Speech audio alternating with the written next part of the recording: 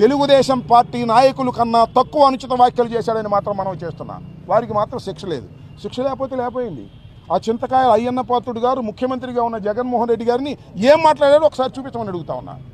ఆయన ఏంటి ఇవాళ స్పీకర్ గారు, అలాగే త్రిపులార్ గారు ఉన్నాడు, ఆయన అసలు ఒక ఛానలే పెట్టి జగన్మోహన్ రెడ్డి గారిని ముఖ్యమంత్రిగా ఉన్నప్పుడు తిట్టకుండా తిట్టాడు.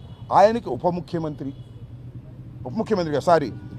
Deputy speaker. మళ్ళా ఈయనున్నాడు ఎవరు కింజారపు అచ్చెన్నాయుడు గారు, ఆయన పోలీసులు ఏం మాట్లాడారో మీరు చూశారు. ఆయనకేమో వ్యవసాయ శాఖ మంత్రి, పట్టాభికేమో అదేదో కార్పొరేషను.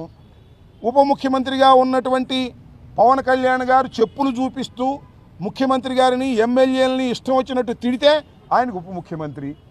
ఇలా మీరు మమ్మల్ని బాగా అనుచిత వ్యాఖ్యలు చేసిన వారిని, బహిరంగంగా తిట్టిన వారిని మీరేమో పదవులు ఇచ్చి గౌరవిస్తారు.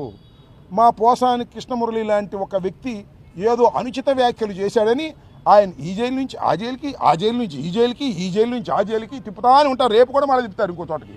ఈ విధంగా హెరాస్ చేస్తున్నారు. మీరు చేసిన పాపాలు పండుతాయి.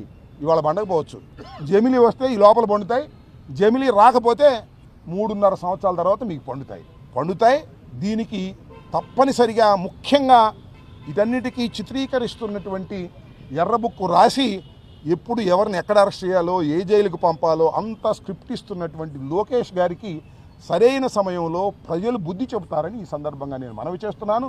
ఖచ్చితంగా పోసాని కృష్ణమురళి గారిని ఎన్ని ఇబ్బందులు పెట్టినా వారికి లీగల్ ఎయిడ్ ఇవ్వడానికి వైఎస్ఆర్ కాంగ్రెస్ పార్టీ, జగన్మోహన్ రెడ్డి గారి ఆదేశాల మేరకు వైఎస్ఆర్ కాంగ్రెస్ పార్టీ నిరంతరం ఆయనకి షాడోగా ఉండి జైల్లో ఉన్నా, కోర్టులో ఉన్నా, ఎక్కడున్నా కూడా లీగల్గా మేము వారికి అన్ని విధాల సహాయం చేస్తామని మీ ద్వారా చెప్పదలుచుకున్నాను. వారి కుటుంబం ఆందోళన పడవలసిన అవసరం లేదని కూడా మేము చెప్పాలి.